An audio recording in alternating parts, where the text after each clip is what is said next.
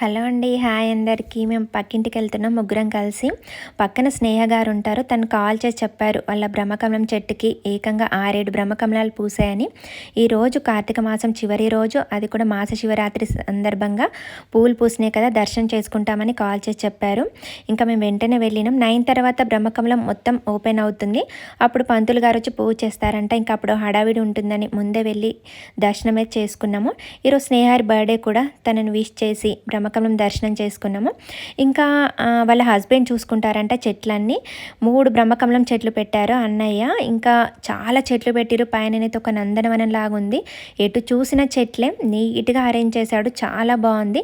డక్స్ను కూడా పెంచుతున్నాడు. నెట్ లాగా అరేంజ్ చేసి పెట్టిండు దానికి. డాగ్స్ను కూడా, వాటి కూడా చిన్న హౌస్ లాగా కట్టిండు. ఎక్కడికక్కడ బాగా అరేంజ్ చేసి. కానీ పెంట్ హౌస్ అంతా అయితే చాలా బాగుంది. మీరు కూడా బ్రహ్మకమలం దర్శనం చేసుకోండి. ఓకే అండి, నచ్చితే like and subscribe. Good night friends.